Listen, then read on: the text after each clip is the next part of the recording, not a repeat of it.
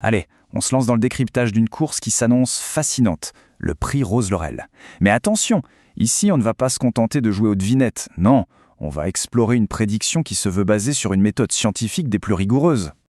Et voilà, cette phrase, elle résume tout. C'est le grand défi des courses hippiques, cette fameuse équation du hasard. C'est un puzzle universel, une énigme qui a toujours fasciné et qui semble narguer les calculs les plus sophistiqués. Alors, comment on fait pour s'attaquer à un monstre pareil? Eh bien, la méthode qu'on va examiner est pour le moins unique.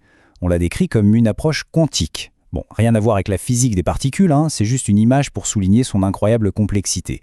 Voyons un peu comment ça fonctionne. Au cœur de la machine, il y a une combinaison de plusieurs éléments. D'abord, des modèles mathématiques de pointe. Ensuite, un algorithme de sélection vraiment sophistiqué.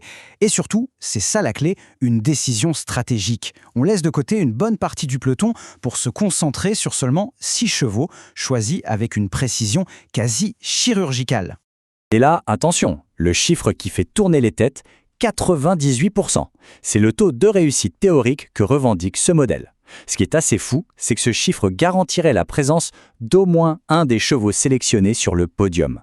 C'est une promesse audacieuse, c'est le moins qu'on puisse dire. Maintenant qu'on a une idée de la méthode, regardons le terrain de jeu. Le champ de bataille du jour, c'est une course prestigieuse, réputée pour être particulièrement exigeante, le prix Rose Laurel. Pour bien saisir l'enjeu, quelques détails s'imposent. On est à Auteuil, sur un parcours de haie de 3600 mètres, c'est une distance qui demande de l'endurance. C'est un handicap, ce qui veut dire qu'on essaie de rééquilibrer les chances. 16 jeunes chevaux de 4 ans s'affrontent pour 61 000 €. Bref, le contexte est ultra compétitif et la prédiction d'autant plus difficile.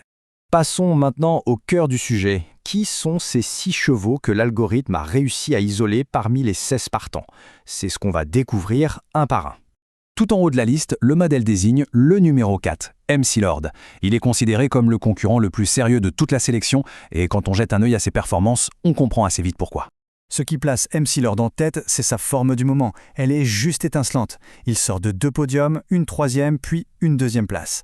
Si on ajoute à ça un jockey de grand talent, James Rivley, on a le portrait robot du favori.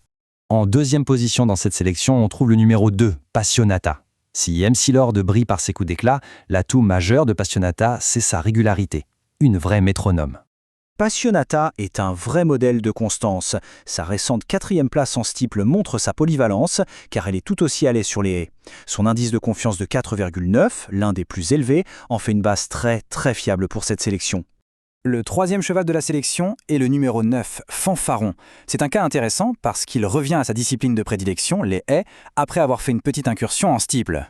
Sa dernière course, une 5e place en steeple, est jugée honnête et tout à fait solide.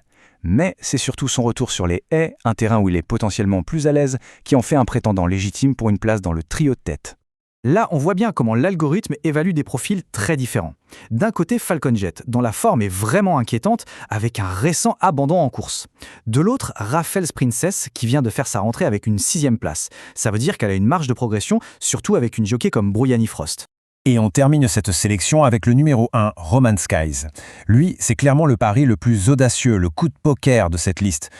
Son dossier est assez mitigé. D'un côté, une 8e place décevante lors de sa dernière sortie en haie. De l'autre, on se souvient de la qualité qu'il a montrée l'an dernier en steeplechase. Le modèle fait donc le pari qu'il est capable de nous surprendre. Bon, on a passé en revue chaque cheval, leurs forces, leurs faiblesses. La question qui brûle les lèvres maintenant, c'est de savoir comment l'algorithme les classe. Quel est son verdict final ?